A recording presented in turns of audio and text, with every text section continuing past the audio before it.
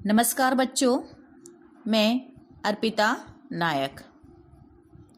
आज हम हिंदी विषय में लेसन नंबर 6 सुबह का आगे का अभ्यास करेंगे। तो बच्चों, लेसन नंबर 6 सुबह में पार्ट 1 में हमने जो अभ्यास किया था, जो समझा था, वो एक बार वापस समझते हैं कि सुबह सुबह रेशमा क्या कर रही थी। सुबह सुबह रेशमा ने घर में सभी लोगों को सफाई में व्यस्त थे वो देखा, और कोई सामान जड़ रहा था, कोई मकड़ी के जाले उतार रहे थे, और रेशमा ने सोचा कि आज कुछ खास बात है, इसलिए वो अपनी माँ से पूछती है कि आज क्या है, सब साफ सफाई हो रही है।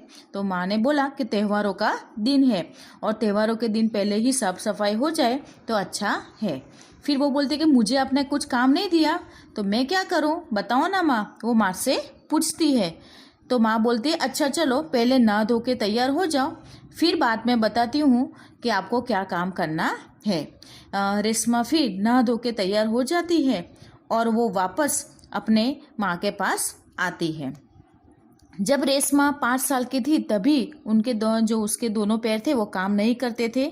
उसे एक दिन बहुत बुखार आया और घुटनों के नीचे दोनों पांव एकदम बेजान हो गए थे, इसलिए वो इलाज करवाने के बावजूद भी वो पांव ठीक नहीं हुए और उसे पोलियो हो गया था। शुरुआत में वो शुरू में तो क्या हुआ कि वो दूसरों की सहायता लेनी पड़ती थी, परंतु 11 साल की जब हुई तो वो अपने सारे काम स्वयं करने लगी। वो अपने परिवार पर अपने काम के लिए निर्भर नहीं रहना चाहती थी। वो जिंदा दिल लड़की थी और परिवार के सभी सदस्य आगे हमने समझा था कि पिताजी, उसका भाई, दादाजी, उसके सब लोग, माँ, सब लोग उसके बहुत प्यार करते थे। और माँ ने फिर क्या बोला कि जब उसके पास आई तो बोला कि अब मुझे कुछ काम बताओ। तो उन्होंने क्या बताया कि बर्तन, डिब्बे, बोतलें जो नीचे उतारी है उसे साफ करके आप मुझे वो जो लेबल लगा के मुझे दे दो। उसके बाद माँ सोच रही है कि अभी मुझे कुछ और काम है। तो रेशमा बोल रही है कि क्या काम है, मुझे बाजार से लड्डू लाने के लिए कुछ सामान चाहिए।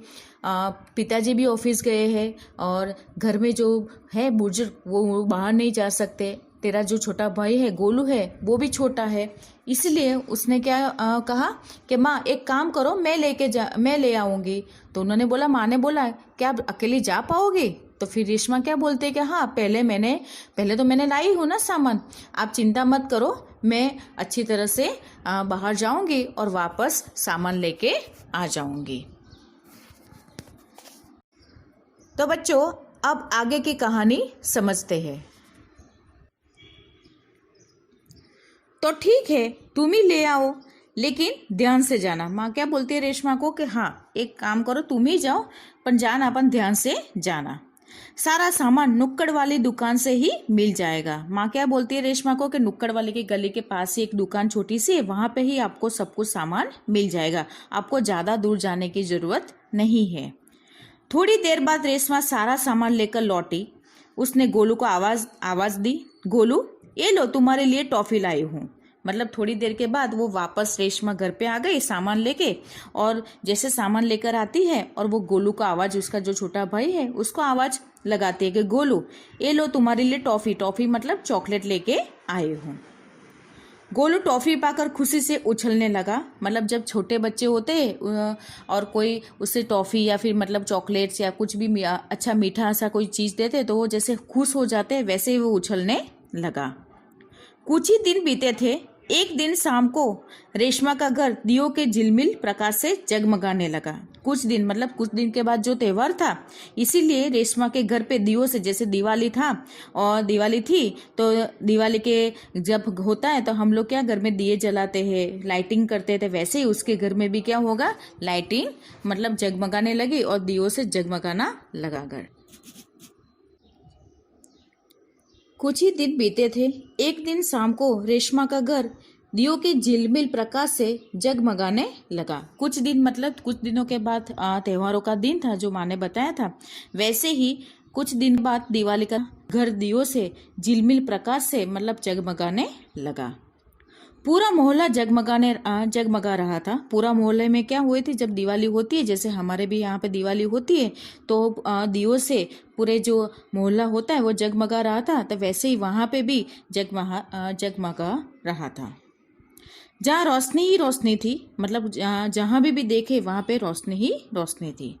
क्या जमीन क्या आसमान, એટલે आसमान पे जैसे तारे जहाँ चमकते वैसे नीचे जमीन पे दियों की जगमगा जो झिलमिल जो प्रकाश था वो जगमगाने लगा था। दादी जी ने बताया कि दीपावली अंधेरे पे उजाले की जीत का त्यौहार है। बुराई पर अच्छाई और असत्य पर सत्य की सदा जीत होती है। दादी जी ने रेशमा और गोलू को बताया कि दिवाली एक ऐसा त्यौहार है जो अंधेरे पे उजाला, जैसे रात के बाद दिन होता है वैसे ही क्या हार के बाद जीत होती है, जीत के बाद हार होती है। और जैसे हमारे जीवन में भी ऐसे चढ़ाव उतार आते रहते हैं, कभी सुख या कभी दुख, हमें कभी भी हारना नहीं चाहिए।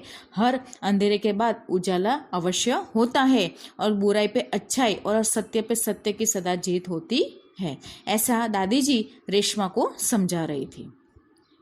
इस दिन रावण को पराजित कर राम अयोध्या लौटे थे। मतलब इस दिन राम दीपावली क्यों बनाते कि रावण जो राम थे और रावण को उन्होंने पराजित करके राम जी अपने अयोध्या नगरी लौटे थे, तब दिवाली का त्यौहार, मतलब सबने क्या किया था, दियों से पूरे अयोध्या नगरी को जगमगाने जैसा प्रकाश कर दिया था। इसलिए वही दिन से हम उसको दिवाली कहते हैं और उसी खुशी में यह त्यौहार मनाया जाता है। रेशमा और गोलू बड़े ध्यान से दादी जी की बातें सुन रहे थे। कुछ देर बाद सबने मिलकर पूजा की और प्रसाद खाया। गोलू अपने दोस्तों के साथ पटाखे छुड़ाने में मग्न हो गया। रेशमा अपने दादा दादी के साथ फुलझड़ियाँ जला रही थी। क्या हुआ, कुछ मतलब जैसे दादी जी सब बातें बता रही थी और कुछ देर के बाद सबने मिलकर पूजा की और सबने प्रसाद खाया। गोलू अपने दोस्तों के साथ पटाखे फोड़ने लगा। रेशमा अपने दादा दादी के साथ वो फुलझड़ियाँ जो होती है वो जला रही थी। इतने में रेशमा ने क्या देखा कि गोलू ने जिस पटाखे को बुझा हुआ समझकर छोड़ दिया था उसमें चिंगारियां निकलने लगी। गोलू की पीठ पटाखे की तरफ थी। रेशमा चिल्लाई, गोलू गोलू बचो, तुम्हारे पीछे पटाखा है। अब क्या देखा उसने, रेशमा ने देखा कि जब अपने दोस्तों के साथ वो पटाखे छोड़ाने मग्न था और उसे पता नहीं था, और पीछे जो एक था जो पटाखे थे तो उसमें से जो बुझा हुआ था उसमें से वापस उसमें से चिंगारियाँ निकलने लगी और वो जैसे फूटने की तैयारी थी। तो वैसे ही रेशमा ने चिल्लाया कि गोलू गोलू बचो, तुम्हारे पीछे पटाखा है। पटाखों के शोर में रेशमा की आवाज दब गई थी। मतलब चारे बाजू इतनी आवाज थी इसलिए रेशमा की आवाज उसमें दब गई और किसी को भी सुनाई ना दी। बाकी लोग कुछ समझ पाते, सबसे पहले रेशमा जल्दी जल्दी कुर्सी को धकेलती गोलू के पास जा पहुंची। मतलब किसी को पता चले उससे पहले रेशमा ने जल्दी जल्दी अपनी जो पहिए वाली कुर्सी थी उसको धकेलते हुए गोलू के पास जा पहुंची। उसने गोलू को जोर से धक्का दिया और खुद आगे निकल गई।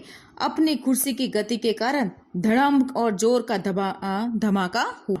मतलब जब उसके पास पहुंची उसने क्या किया, गोलू को धक्का दिया और धक्का देने के बावजूद वो गोलू आगे गिर गया और खुद आगे निकल गई। जैसे क्योंकि वो कुर्सी थी और पहिए वाली थी इसलिए उसने जोर से जैसे आई थी वो निकल गई और अपनी कुर्सी की गति के कारण मतलब वो भी नीचे गिर गई।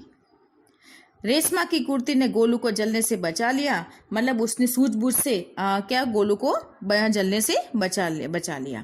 गोलू को कुछ समझ न आया कि उसे धक्का किसने दिया और क्यों दिया, क्योंकि गोलू एकदम मग्न था पटाखे जलाने में और गोलू को जैसे धक्का लगाया वो आगे गिरा। उसे पता भी नहीं चला किसने धक्का मारा और क्यों मारा।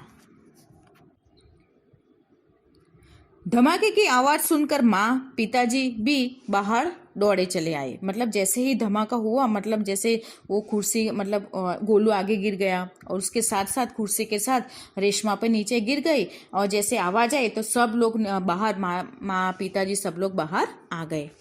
कुर्सी रेशमा के ऊपर थी और रेशमा नीचे। कुर्सी रेशमा के लिए नीचे उसके दब गई थी और उसके ऊपर कौन था, कुर्सी थी, रेशमा नीचे थी।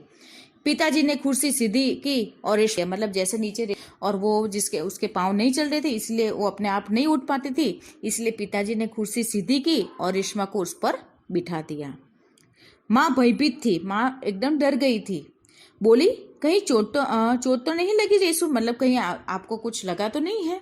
रेशमा ने उन्हें सारी बात बताई, मतलब कैसे उस रेशमा ने पूरी बात बताई कि गोलू जब पटाखे जला रहा था तब ये जो पटाखा था वो बुझ गया था, पर वापस उसमें से चिंगारी निकलने लगी और फटने वाला था। मैंने आवाज़ लगाई पर कोई भी सुन नहीं रहा था, इसलिए मैं आगे से जल्दी जल्दी उसके पास आई और उसे धक्का दिया और साथ में मैं भी गिर गई और उसकी जान बचा ली। सब ने रेशमा की पीठ थपथपाई मतलब उसने सबको शाबाशी दे के, वाह तूने एक बहुत अच्छा काम किया। गोलू रेशमा के पास आकर नाटकीय ढंग से बोला, दीदी आज तो आपने मेरी जान बचा ली। मतलब जो छोटू गोलू जो उसका भैया था वो बड़ा मज़ेदार था, उसने नाट्य के मतलब एकदम ढंग से बोला, एकदम मजाक के मोड में से, कि दीदी आज तो आपने मेरी जान बचा ली। आपका यह धमाकेदार धक्का मुझे हमेशा याद रहेगा। वो मतलब कटास में बोलते कहता है कि आपका ये धक्का मुझे जिंदगी भर याद रहेगा। सभी लोग खिलखिलाकर हंस पड़े, मतलब सब लोग हंसने लगे। रेशमा की शारीरिक कमी उसके इरादों में कभी भी बाधा नहीं बनी। मतलब रेशमा की शारीरिक कमी क्या थी, वो उसके पैर नहीं चल रहे, उसकी सूझबूझ, उसकी जिंदा दिली और उसमें जो जीने का साहस था और डरता थी, वो उससे मतलब उसके इरादों को कभी भी मतलब उसने मतलब उसको कम नहीं करने दिया, पर उसके आगे ही आगे बढ़ने की उसने हौसला देते थे। वह आज भी इतनी ही जिंदा दिल और परिश्रम से अपना जीवन जी रही है। मतलब आज भी वो जिंदा दिल मतलब एकदम खुले दिल से जी रही है। कभी भी उसने अफसोस नहीं किया कि मेरे पैर नहीं चल रहे, सब कितने अच्छी तरह से खेल रहे हैं, कूद रहे हैं, मैं नहीं कर सकती, मतलब ऐसे रोते हुए घर में नहीं बैठी रही, पर उसने मेहनत की और अपने जीवन में आगे बढ़ी।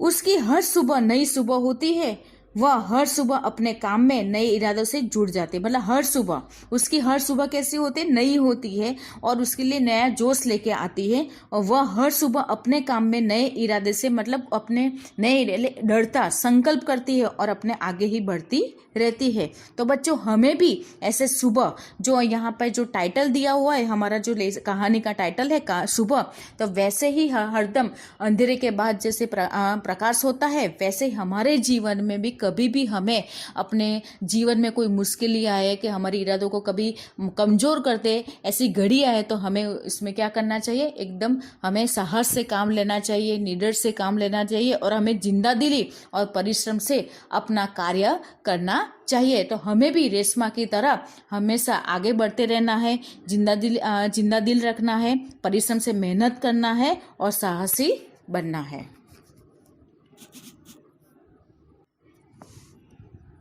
तो बच्चों आपको दिए गई वर्कबुक में चैप्टर नंबर 6 के क्वेश्चन आंसर लिखने हैं। Thank you.